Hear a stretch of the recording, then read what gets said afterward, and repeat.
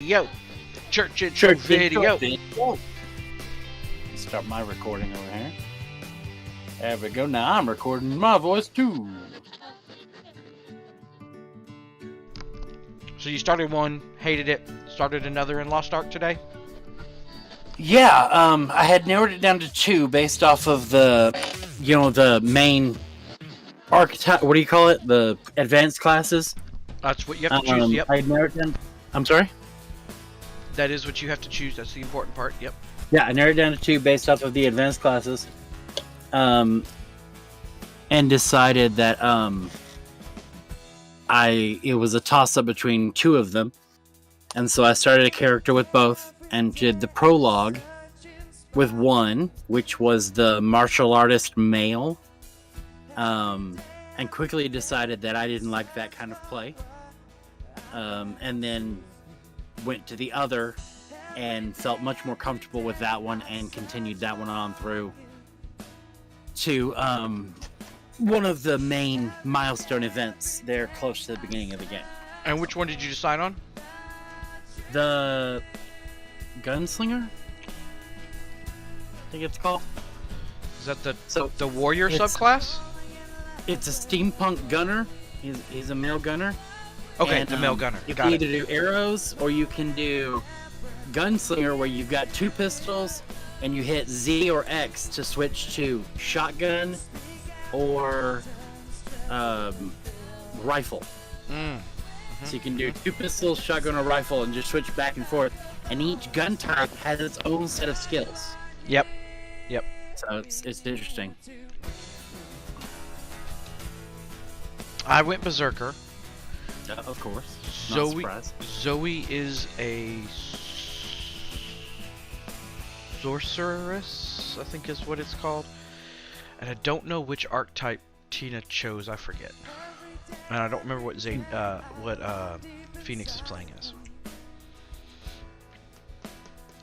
Now, did you start on which server? Vicus. Okay, making sure. That's going to be our main server. I've got a character created on the other server, the Una, just for... So at some point I can hang out with the don't worry about it people. But, I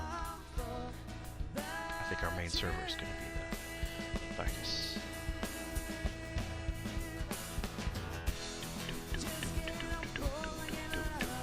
2 minutes. I have not played as much as I thought I would. Because I've slept a lot this weekend. Did you? Yeah. Well, I've only got to play it today. Last night I was setting up my first character on my phone through Steam Link. And then you can't actually play the game on Steam Link because it's very heavy into using the buttons on the keyboard. And that just doesn't work on Steam Link. You can use a controller, but it is complicated. It's like left trigger and right trigger, and then the 4 buttons is all the movements. Which is logical. You get used to it. But it is not my style. I have not remapped my buttons to my mouse yet because I wanted to see kind of how the game played out before I started mapping my buttons. But I'll map most of my buttons to the 1 through 10 and then just some skills through the QWERTY.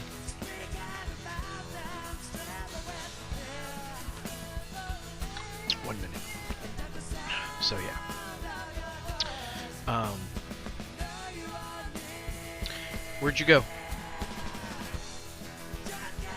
What happened?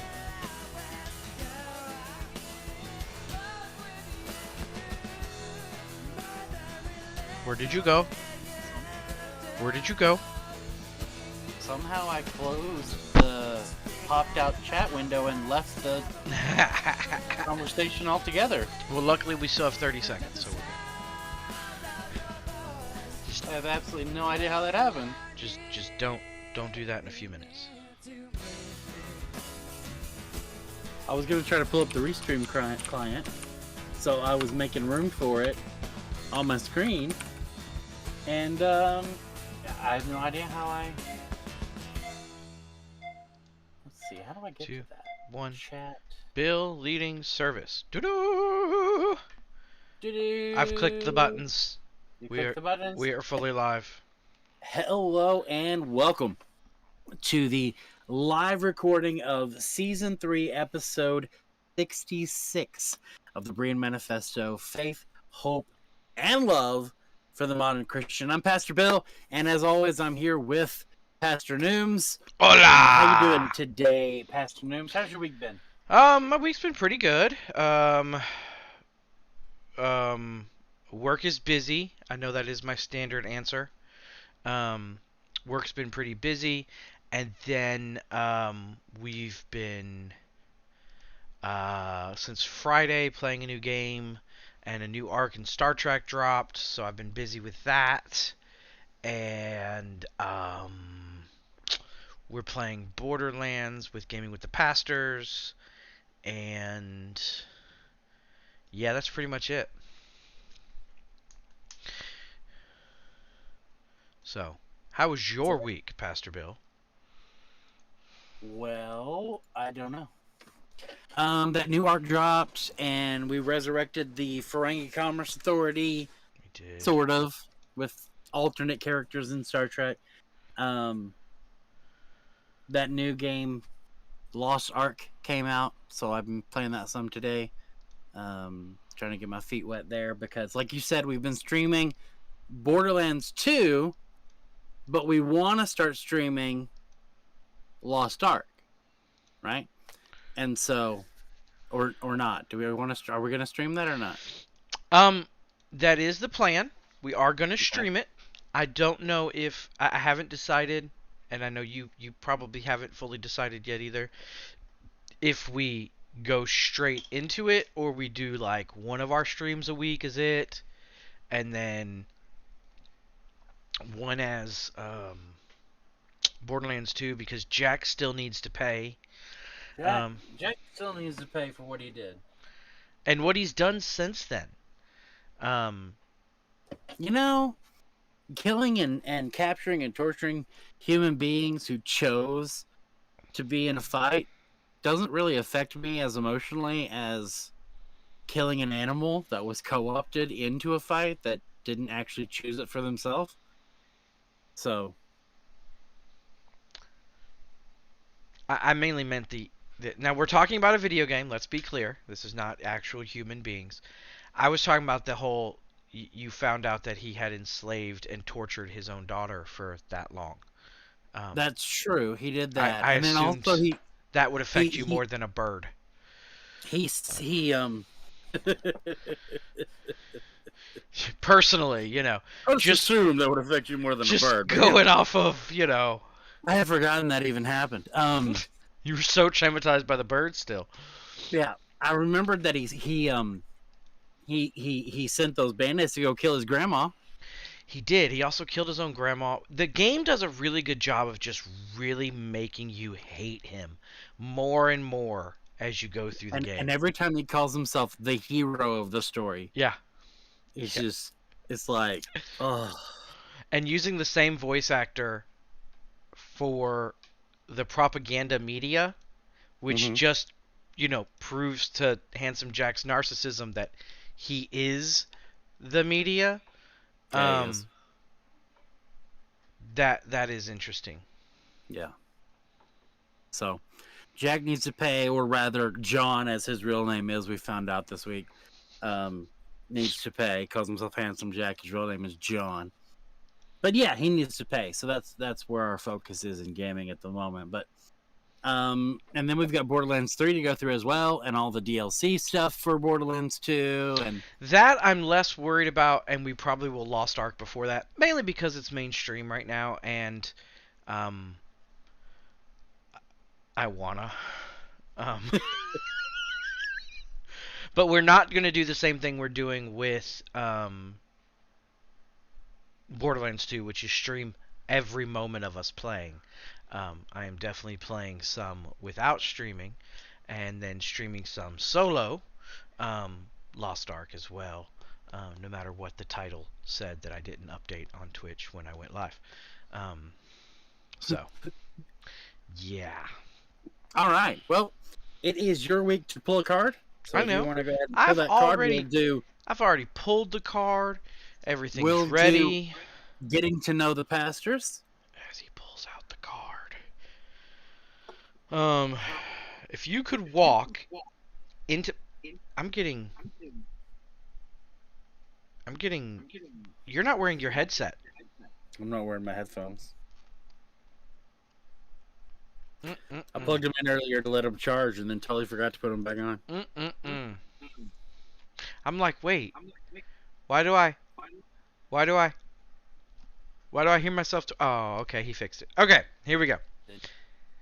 If you could walk into any painting and actually experience the moment or scene that it depicts, which painting would you choose to enter?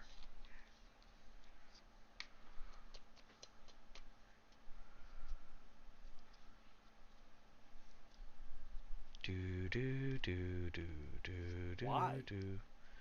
Why? Why would I want to be in a painting? No, it's about experiencing the moment that's going on in the painting. Paintings are all either boring or horrifying. Why would I want that? I think something surrealistic. Um, Like I said, horrifying. yeah, like what Phoenix just said of Starry Night. Something that is like a Van Gogh. How would it actually feel to exist in that plane of existence? Horrifying. We don't know that for sure. It could be releasing. It could be, yeah. Hold on, let me try to find out. I'm swirly now. I'm swirly. I have to say, Biggs, I would have to disagree with the Last Supper, just because since you're going into the paintings realization, you wouldn't be sitting at the actual Last Supper. You'd be sitting at the artist's representation of the Last Supper. And so, like, With that an was, Italian prince and prisoners from the prison down the road. yeah. I would that I would. That's the only reason I would. I see where you're going, and I could agree that it would be a fascinating place in history to be at, but the painting itself, um, I, I couldn't. Dogs playing poker. That'd be another good one. Biggs has a point. The food in that painting does look good. Biggs, I love you.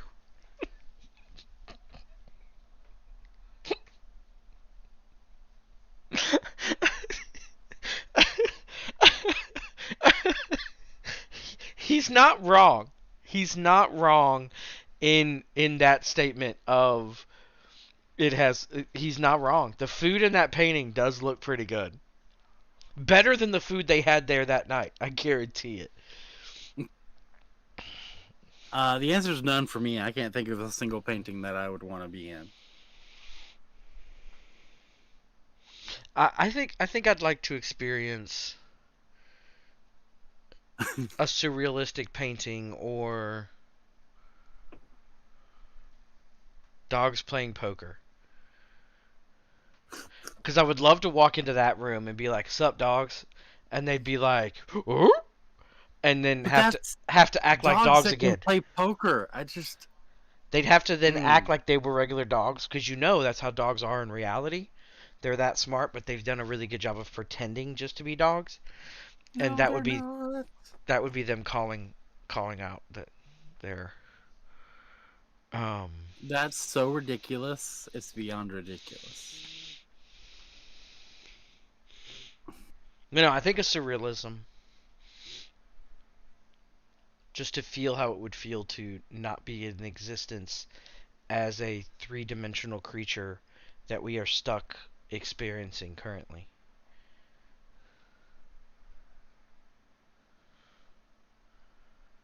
Because I think surrealism tends to grasp those concepts that we don't experience as three-dimensional creatures. Okay, then. Anyway. Ooh, All right. wait. Secondary question. I just thought of a secondary question. Let me read it again. Let me read. Okay, no, it does specify painting. So it's Yeah. not. It does not specify work of art. Okay. My mind was going to like, well, a comic book is a work of art, and if we could experience what's going on in it, that'd be kind of cool. But then I was like, no, wait, it specifically said painting, so not work of art. Okay. Yeah, it specifically said painting. I'm gonna find some painting and send it to you, and you're gonna be like, oh, you gotta think about that. That one I'd like to experience. You're right. I'm not sure you are. So. Middle of our real discussion, I'm gonna be like this, and you're gonna be like, oh, maybe.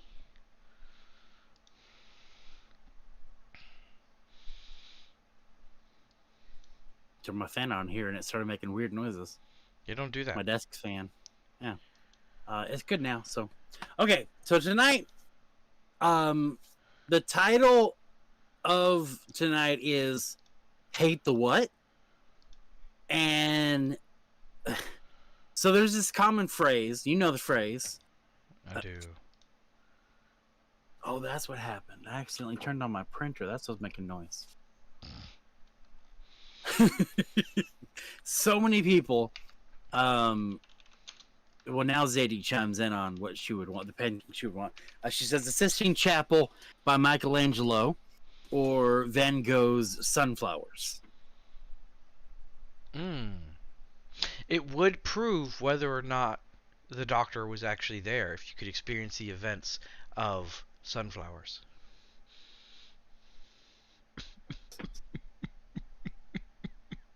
That's her shady. That's Zadie's shady way of trying to meet the Doctor. You see what she did there?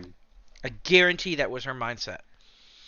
For that episode, forever, because of that episode, whenever I see a sunflower or think about that painting, I always think about how in that episode Van Gogh said that he hates, or the actor playing Van Gogh, in the script they wrote it that he says he's always hated sunflowers.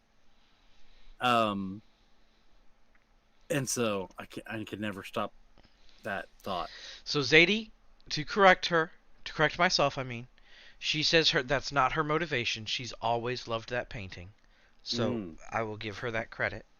And when you bring up Michelangelo, all I can think about is his dogskin boots that he got peeled off of his feet and remade every 6 months.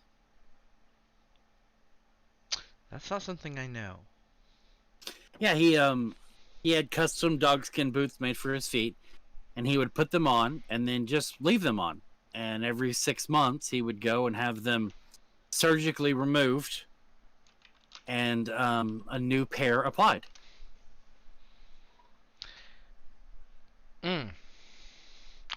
This article is called Michelangelo and the Foul Footwear. So you are not... and they were ugly. Mm-hmm. They weren't even good looking.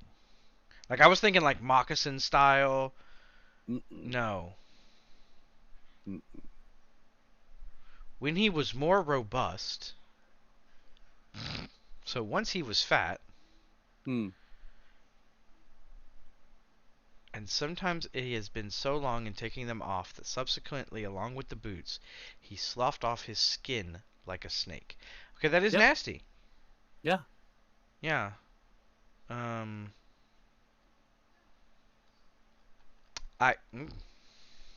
Okay. So, we're going to be spending time in Colossians chapter 3 tonight. So if you want to pull that up, or if you want to type that into the Restream client for me so it shows up Colossians 3 everywhere. What? Yeah, well, we're going to spend time in pretty much the whole chapter. Okay. So if you just want to put in Colossians 3, so people can turn to Colossians 3 if you want to see what we're seeing and follow along there. That's where we're going to be. So there's this phrase that always... I've lost Colossians. Found it. ...bugs me that we use in circles, Christian circles. It is... What is it? I don't know. Hate the sin, love the sinner. Yes, right? that is a commonly used phrase. This is an awful phrase that you should stop using. If you're using this phrase, you need to stop, and we're going to find out why tonight. Just like last week we found out why we can no longer call Thomas doubting. This week we're going to find out why you can no longer say hate the sin, love the sinner. So we get this idea of hate the sin, love the sinner from Colossians. And the actual verse that inspired this thought process is Colossians 3, verse 5. And we have to go to the King James Version to get to the hate the sin, love the sinner part of this. It is mortify, therefore, your members which are upon the earth. Okay? If we go to the CSB, it says, therefore put to death what belongs to your earthly nature, which is more accurate in the modern English to what Colossians chapter 3 verse 5 is trying to express in the Middle English when you go to read that. And somehow this idea of mortify became hate. But that's not what it means, and it isn't intended as a statement for you to look at someone else and hate their sin. It wasn't intended for you to use as this idea of, well, I don't approve of what you're doing, but I love you. That's not what this verse is talking about at all. This chapter is an internal statement.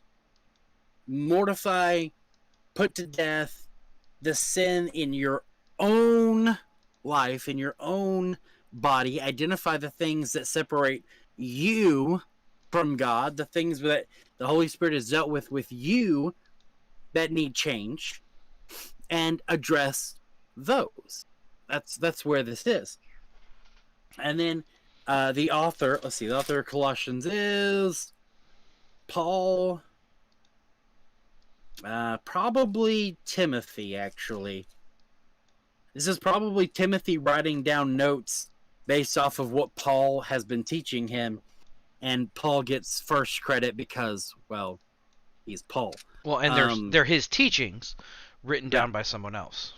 Paul, an apostle of Christ Jesus by God's will, and Timothy, our brother, is who it accredits for writing this. So, most likely this is Timothy's hand, based off of Paul's teachings. So let's just dive in. We're going to start in verse 1, and we'll kind of be stopping from time to time to commentary. How's that sound? That is what we standardly do. Yeah. So Nooms, if you want a commentary, you just let me know, and then I'll just talk over you. I don't mind. Commentize. I typically just so talk Colossians chapter 3. Once again, we're just going to start in verse 1. So if you have been raised with Christ, seek the things above, where Christ is seated at the right hand of God. Set your minds on things above, not on earthly things. For you died, and your life is hidden with Christ in God. When Christ, who is your life, appears, then you also will appear with him in glory. Now, if you've followed along with the Berean Manifesto for a while, or you've gone back and you've studied all of what Paul wrote in Romans and Corinthians, this is a loaded paragraph pointing back at a lot of Paul's teachings. And when he says earthly things, Paul spends a lot of time talking about how the traditions of religion, the traditions of man, the things the church has set up, the restrictions the church has set up, these are earthly things as well. He's not just talking about drinking and doing drugs and sexing around. He's not talking about those exclusively as earthly things. Paul does a really good job of, and what comes to mind is the passage where he says, don't touch, don't taste, don't indulge. These are all human restrictions that have nothing to do with your spiritual life and your spiritual relationship with God. So that was through verse 4, picking back up in verse 5, where the verse that spawned this statement. Therefore, put to death what belongs to your earthly nature. And he gives us a list of things that they've identified in their culture, in their lifestyle, in their times, that were things that in themselves they need to put to death. Does this list still stand today? That's between you and God. Are there things on this list that don't exist today as standing in between you and God? That's between you and God. But the list they have here is sexual immorality, impurity, lust, evil desire, and greed, which is idolatry. Because of these, God's wrath is coming upon the disobedient, and you once walked in these things when you were living in them. But now, put away all the following: anger, wrath, malice, slander, and filthy language from your mouth. Do not lie to one another, since you've put off the old self with its practices, and have put on the new self. You are being renewed in knowledge according to the image of your Creator. In Christ, there is not Greek and Jew, circumcision and uncircumcision, barbarian, Scythian, slave and free, but Christ is all and in all. Okay. We're all the same. We all have struggles. We all have things that pull us down. We all have things that we were slaves to when we were a slave to sin. The very thing that Christ died to fix, to deliver us from being slaves to sin. And in Christ, we've dealt with that because there's no dividing line there. It doesn't matter if you were born a Jew or if you were born a Greek. It doesn't matter if you were circumcised or you weren't circumcised. It doesn't matter if you're a barbarian, a Scythian, a slave, or a freeman. Christ is all and in all. What? You're listing people groups from that time period? Mm-hmm. And when you said barbarian, I thought to myself, what does gaming have to do with this? And then I was like, oh, no. The group of barbarians that existed during the time of this writing, not... Yeah, there were actual barbarians then. A video game class of characters. Okay, continue. Okay. Now, we're addressing specifically Christians. Christ is all and in all. All of us, a body of believers. Christ is in us, right? Mm-hmm. Therefore, as God's chosen ones, holy and dearly loved, put on compassion, kindness, humility, gentleness, and patience, bearing with one another and forgiving one another. If anyone has a grievance against another, just as the Lord has forgiven you, so you are also to forgive. All right. When you love someone, when you walk in love, these are the fruits of love: compassion, kindness, humility, gentleness, and patience. Right? So if you say, I'm going to love the sinner. Now, first off, I hate this idea of sinner. Because the whole New Testament, over and over and over, paints a picture of a slave to sin. No one was not a slave and then of sin and then chose to become a slave of sin and therefore is in the modern term, sinner. We were born slaves to sin and therefore given no choice but to sin. That became our only choice because we were a slave to it. But saying you're a sinner is placing that fault on the person, when the fault of this whole thing isn't on that person, because they were born a slave. And Christ came to set us free from the slavery of sin. right? Nooms? Stop looking for paintings to send me into. I'm not looking for paintings. I'm reading things. No, I do agree with you. I stopped looking for paintings. I looked through about 50 of them, and none of them jumped out at me that you would want to be in there. So, I stopped. No, I agree with you. In the it's that whole connotation versus diction, and the whole we've made it 31 minutes today, and the whole fallacies of the English language of talking about English language. what sinner means and what sinner is. The term sinner means someone who is in sin and not saved from sin and freed from sin in biblical thought processes. The problem is we have as a culture taken that thought process of, well, a sinner is someone who is actively sinning in a way that normally my personal beliefs don't agree with. And so we've made that word a loaded word in not what it actually means, which is someone who, like you mentioned, needs to be freed from their sin through Christ. And I think that's something that loaded aspect is where the big crux of the conversation ends up with situations like this. Because I believe, in its originality, the phrase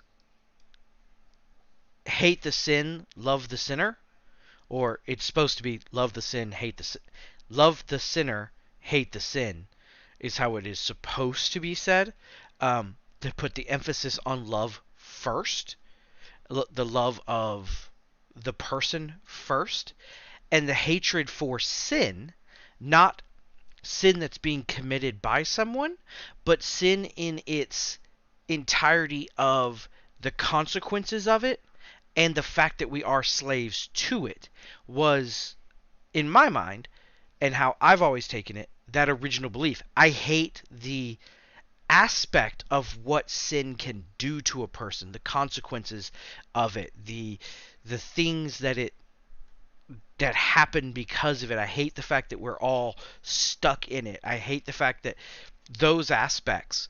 The problem is a lot of people use it very hypocritically in the fact that they are actually judging the person and using that as the excuse for not fully embracing the person, but loving the person.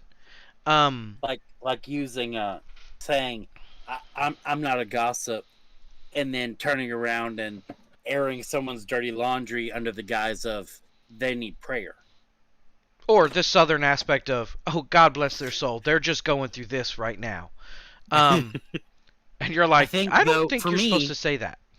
I really, really don't like the phrase at all. Even the way you're seeing it, I don't like the phrase at all, because what it does is it says, I know what is sin for that person, and I know better than they do, and I can hear the Lord better than they can, and so I'm going to pass judgment on what is sin in that person's life. Well, see, that's the difference. It shouldn't be in that person's life. The love the sinner means we love all, no matter what, unconditionally. It has nothing to do with the sin. The problem is people took that phrase and attributed it to the same person. I love this person. I hate what they're doing. That's not what that phrase is supposed to. And that's the only way I've ever I agree. Heard it used. I agree. Ever. But that's not what it was intended originally when I was looking at it throughout today. Originally it was, we need to love everyone and not judge them. We hate sin and its consequences as God hates sin and its consequences. So we should not attribute that to that. We should be separating it. It's one of those phrases that has over time changed and morphed to what we do today, which is use it as a judgmental phrase. Even, let's be honest, when we don't really mean it, there are people who have used it and not realized how judgmental it sounds and not meant it as an attack when it really is. And so it's a phrase that, like so many others, has become loaded. 99% of the time, it doesn't matter what you intended to say. Exactly. As much as it matters how it was taken. It was received. Yep. And that's one of the issues with humanality? No. Humanality is not a word. I like it though. I'm gonna start using it. I'm gonna go put that on Urban Dictionary right now. No, I would not go to Urban Dictionary and type anything. Don't go searching that on. Don't do it. How do you add words to Urban Dictionary? I have no idea, but I don't advise it. So the way the human psyche works, it doesn't matter what is said to you. It matters how you feel. And even when you take a step back and you're like, okay, that person didn't mean to attack me, it's still very hard to... Oh. Yeah, I told you not to. Don't go search humanality. What did I say? And don't Bill, use that word anymore. Pastor Bill, what did I say? You said don't go look it up. And what did you do? I went and looked it up. Because all I did was think about all the letters that are in there and where it would end up. Yeah, it was bad. Yeah, I told you not to. You should trust me. I've been in the worst parts of the internet. That was bad. Don't do it. Don't do it. So, I think that's something that we often forget. And I was having a conversation recently with someone about this whole situation of, we're saying one thing, but the people we're saying it to feel completely different to what we're saying. And oftentimes they're hearing something else. Yeah, they hear something completely different. And that's why we have to be so careful with language. And there's so much in certain circles, especially evangelical groups, of, well, that person's just being sensitive. And we look at it from a standpoint of, I don't mean anything wrong by this word, so I should be able to say this word. But if the word or the phrase truly offends people, not people that are looking for offense and just looking to dismantle you, but they're truly hurt by something, which you can't judge. You have to take it on their word that, hey, please don't use that phrase. Okay, cool, I won't use that phrase. Well, when we go back to 1 Corinthians 13, love believes all things. If we love someone and they say, that hurts me, love requires you believe. Yeah. That hurts them. And we have to try to do that. We look at Paul's teachings of, when I'm here, I do this. When I'm there, I do that. Where we get the phrase, all people. Where we get the phrase, when in Rome, comes from his teaching of, we have to be like the people around us to a certain degree in order to reach them. And part of that is having that type of empathy and not using loaded phrases that have been used to attack people. Because... And Paul, of all people, knew this because he grew up attacking people. He grew up in the upper echelon of society, in... Okay, my brain went blank, so continue. The Pharisees? I don't know. The Sadducees? I have no idea. I don't even know what we were talking about. The sect that Paul was growing up, that Saul was being raised into in the teachings. Okay. Man, your mind went hardcore blank. I don't know how that's germane to what we're talking about. I can't remember what you said. Paul understood using the correct language amongst people because he was raised in the higher echelon, is the word you used, I think, of society. Okay, cool. Um, but yeah, I mean, it's something that we have to be very cognizant of, and I think oftentimes, um, we as Christians aren't. And so often as humans overall, we seek to um, prove ourselves. So when someone says, "Well, that's offensive," well, I didn't mean it that way. It doesn't matter. Your Well, I shouldn't have to change for that person, but you kind of should. You know, if we want to reach people, we have to at least be fundamentally respectful and show love. And part of that is coming down to them. And when I say down to them, I don't mean that Christians are above anyone. I mean getting into the same mindset, into their minds, down into them, not down as in I'm better. Let's be clear, down into their psyche. Drilling down into. Yeah. Let's be clear. Not coming down to. Drilling down into. Yeah. Let's be clear on what I mean by that.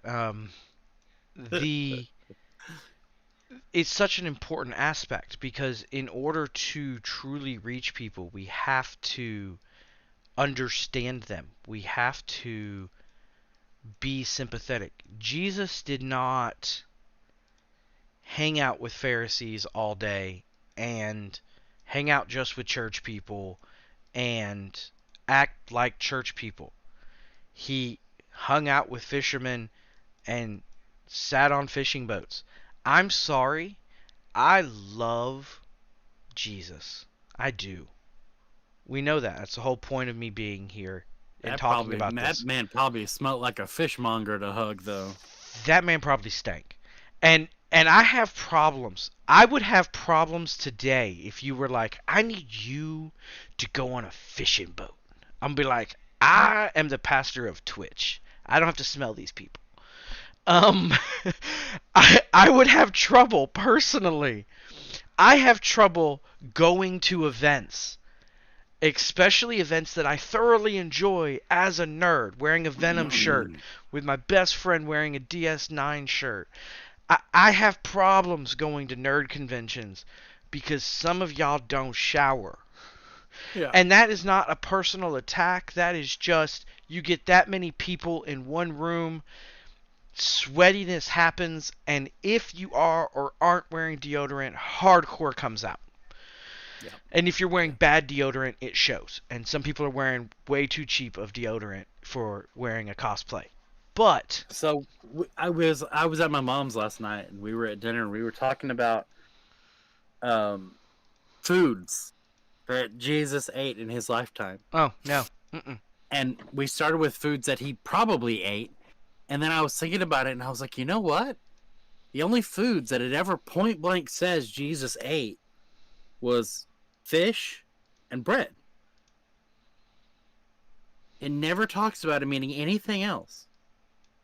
I mean, obviously he had to eat lamb because it was part of the Passover meal, but it never actually says, and he took the lamb, but it twice says that he ate fish. Point blank says that he ate fish. And once, point blank says that he ate bread. Now, obviously, he drank wine. He drank a lot of wine because everyone drank wine. He probably started drinking wine when he was 13. Because, clean water is hard to find. Clean wine is easy to find. So everyone was drinking wine. But it struck me as odd. And the fish thing, it only ever says it after he resurrected. Twice after he resurrected, he had a fish meal. And the bread was at the Last Supper. I've apparently looked at this article before because it started me halfway down it. That's funny. But this says short answer, a lot of bread.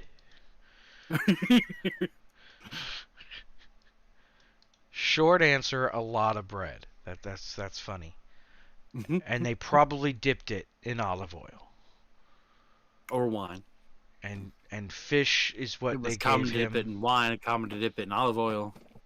And it's fish because they were there and his disciples were fishermen, so that's what they knew how to get. Yeah, they knew how to get fish. I mean, it's... And he would be kosher, of course. So... But... I was thinking about that too. Would he be kosher? Yeah, Since he he would was have been. spirit-filled, couldn't he eat anything he wanted? He could have, but I can almost Like when he was in guarantee- private, when no one was around, he could have eaten anything he wanted to. But And he wouldn't have caused anyone to stumble.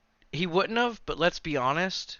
The ability to even get that kind of food would They were occupied by Roman soldiers. No, I'm It saying was easy to get that kind of food. I'm saying financially wise, money, it would have been easier for him to have just been. He could have. We don't know. True. But it would have been easier because we all know Jesus loved to do the easy thing. And we know he ate on a regular basis because when he's at the well and he meets the Samaritan at the well, he had sent the disciples off to go get dinner. Yeah. Go get some dinner and bring it back. We'll eat it here next to the well. We'll eat it next to Jacob's well. They come back with the food and they're like, "Hey, we got food for you." And he's like, "I'm not hungry anymore. I'm good." What did you secretly have food and sent us off to get food? And he's like, No, I had food you didn't know of, but it wasn't food. Yeah. What? What did you just say? Yeah, that was Jesus. I got all tied up in ministry and it satisfied me. Yeah. So.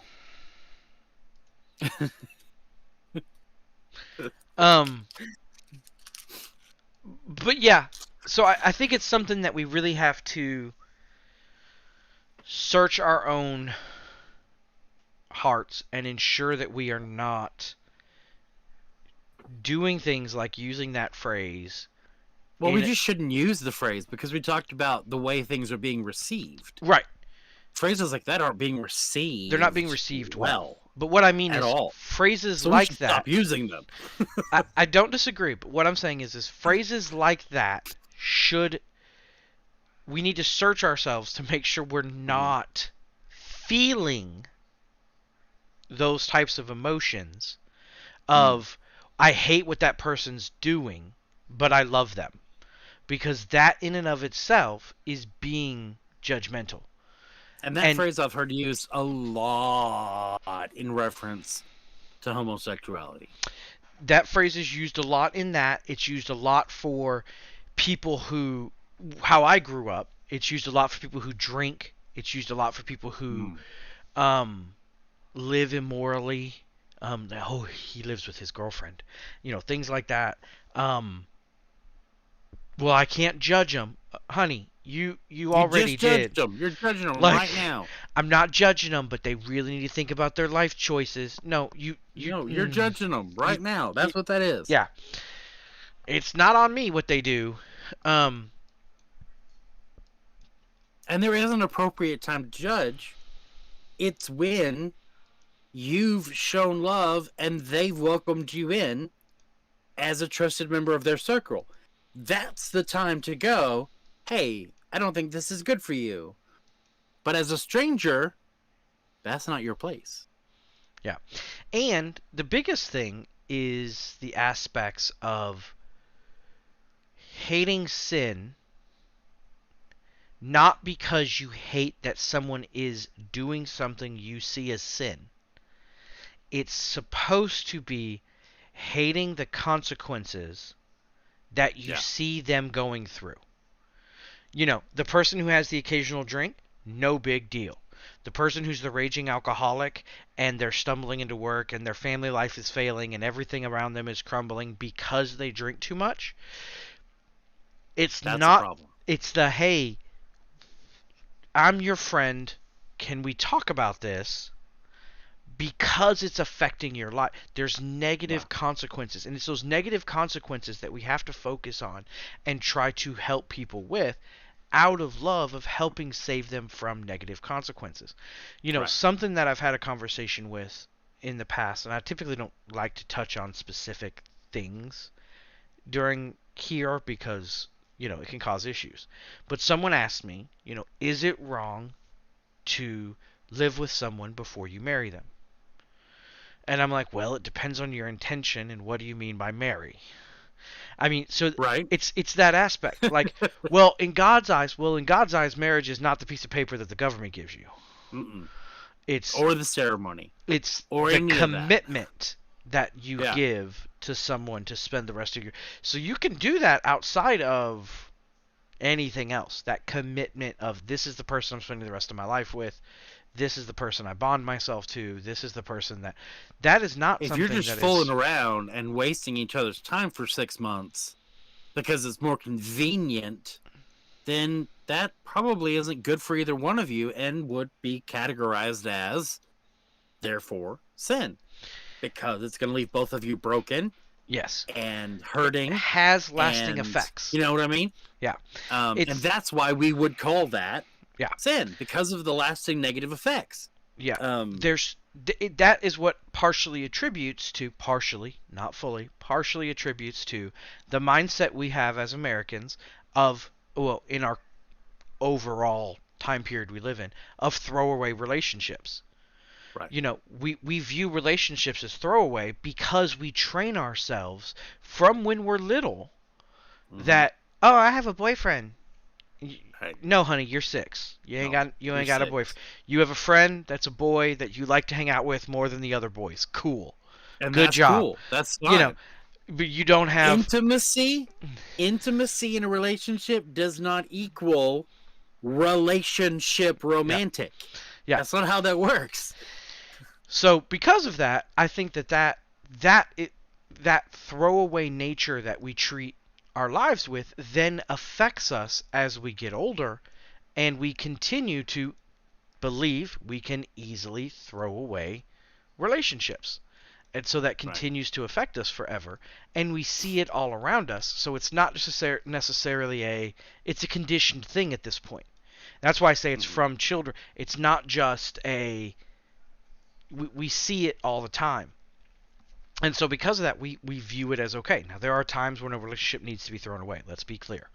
Not saying divorce is anti-biblical, because it's not. There are times. Let's be clear. But if you're being abused, leave. Yeah, please. Don't work on your marriage from inside abuse. No. If you want to save your marriage, get to safety. Then save your marriage. Maybe. Period. No, get to safety. I'm not, get to safety. There's not always a time to actually repair this. No, I'm saying if you want to save the marriage, if you want to get to safety first. Yes, get to safety first, and then logically think about what the next step should be. Because some dudes and some chicks, let's be clear, don't get another chance past a certain. The Ecclesian House, the Berean Manifesto, we will never endorse. Oh, just suffer through it. Oh. No. There's nothing biblical about just suffer through it. That's not reality. That's disgusting. All right. Suffer through it. Again, human beings making a judgment on someone else's lifestyle and how they should live their lives, as opposed to. Yep. Anyway, so that's as opposed to actually having compassion. Right. That's the thing. Is the importance is, the faith, hope, and love. The greatest of these is love. I'm saying it sarcastically because we say it so much. It sometimes becomes, oh, it's a joke. But the thing is it is what is most important in these things. When we look at a phrase like this that I've used for years, I come from an independent, fundamentalist, Baptist background, then the Southern Baptist, then whatever I was, and now whatever I am. And I used to use 6 words to define my Christianity, which is just insanity and doesn't make any sense. But I thought I had to put it in a box, and so I did. And, we coming from that background, that's a common. Humans and our boxes and our labels. We love boxes. And this is one of those times that we do. This is one way that we put other people in a box. Yeah. That person is a sinner. I love them, but I hate how they are. That's not love. That's not love. Love is, I love that person. I regardless of love how they everything about them. Mm-hmm. And then at a certain point, hopefully they allow me into their lives if they allow me into their lives, I can help them through issues that are affecting them negatively, not because I believe it is, but because at a point of friendship, they will tell you. Until they start complaining about something that's affecting their life, you don't get to step in because that's still you being judgmental. Right. You wait to be invited in. Otherwise, we have to show love. We have to come alongside them. We have to support them in all the ways that we can. Because you don't get to decide for someone else what is sin in their life. Yeah. All right. Well, that's what we have for tonight for you guys. I hope it enriched your Christianity, your walk with the Lord. Or if you're not a Christian, I hope that helped you to understand some of the things you're seeing in the Christian world and dealing with people that call themselves Christians and may not be living out these examples. And I hope you can find a place of peace with that and find, what you're looking for. Why are you here? Why are you, watching our stuff, listening to our stuff? We've got a guy on Twitch, The Plainest. I appreciate you coming. I appreciate you chiming in, letting us know that this did help you tonight. So thank you for that affirmation there. That actually helps me a lot. Vander Watt, thank you on Twitch. I'm glad that you enjoyed it. I'm glad we have so many people here tonight with us. We do film this live every Sunday at 6:30 p.m. Central Standard Time, and you can join and watch on Twitch, Facebook, YouTube. And then the audio version and the transcription come out on Wednesday nights at 7 p.m. In those same places. So if anybody wants to join us live on Sundays, you can. If you want to just listen to the podcast, you can do that anywhere you get podcasts, and that would be awesome. Pastor James, you look like you're intense with anticipation to say something. Well, I wanted you to. I need you guys to be. We need to do the wrap up, and then after the wrap up, I'll bring it up because it's not. Okay, awesome. It's not pertinent to podcast things. It's just. I'm trying to see that I have the voice on in the Twitch stream, and that's why I'm getting feedback. It's not from you, and I was trying to get onto you again, and it's not you. It was me. Okay. So yes. We also have what we do called Gaming with the Pastors that we mentioned earlier, where Pastor Nooms and I go as Pastor Feet when I'm gaming. We play games. We've been doing Borderlands 2, and we're going to start doing some Lost Ark. So if you want to follow Pastor Nooms on Twitch, then you can get an update on when we go live with that. We'd love for people to come hang out with us when we're doing that. And yeah, so that's what we got going, and we hope that you guys can all be a part of what we got going on.